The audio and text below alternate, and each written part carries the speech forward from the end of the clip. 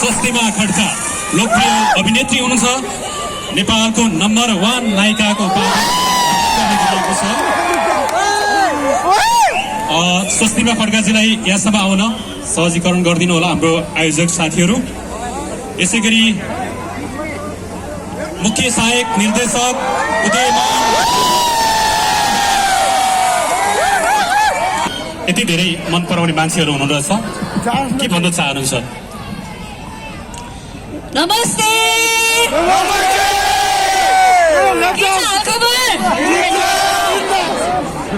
यस्तो राम्रो एनर्जी, अब यही एनर्जीका साथ हामी बसन्त कहिले हेर्न जान्छौँ रे?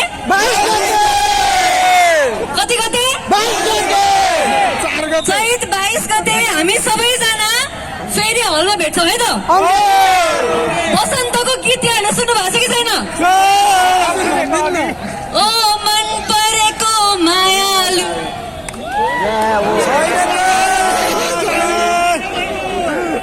कस्तो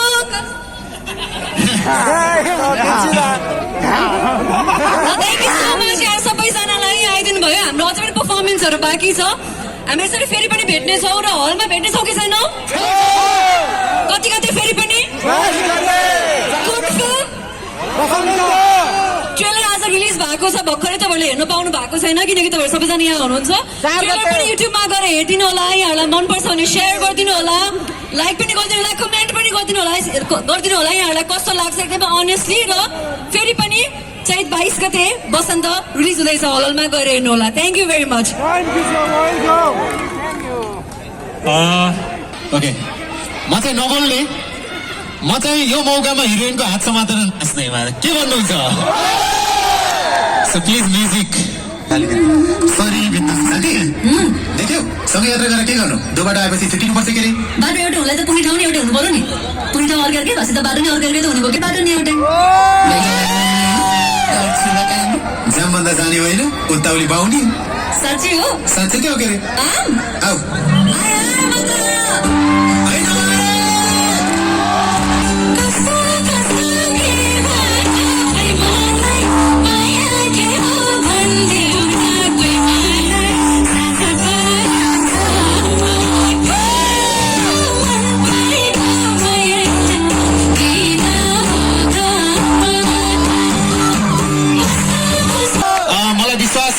हामीलाई विश्वास छ तपाईहरुले चैत 22 गते हामी ब्यागबाट तपाईहरुको फोन खिच्न चाहन्छौं ताकि सबैको फोनमा चाहिँ बसन्त देखिएको होस्।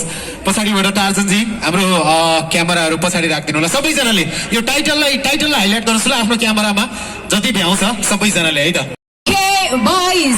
चैत्र 22 नजानुस् अन्त, सँगै हेर्न जानुपर्छ सबैजना चलचित्र बसन्त। हेरिहालौ दिदी आले स्वस्तिमा खड्का सँगै बसन्त हेर्न जाने ठिटाहरूको को छ त? थ्याङ्क यू, धेरै धेरै बधाई सँगसँगै धेरै धेरै शुभकामना छ बसन्त टिमलाई।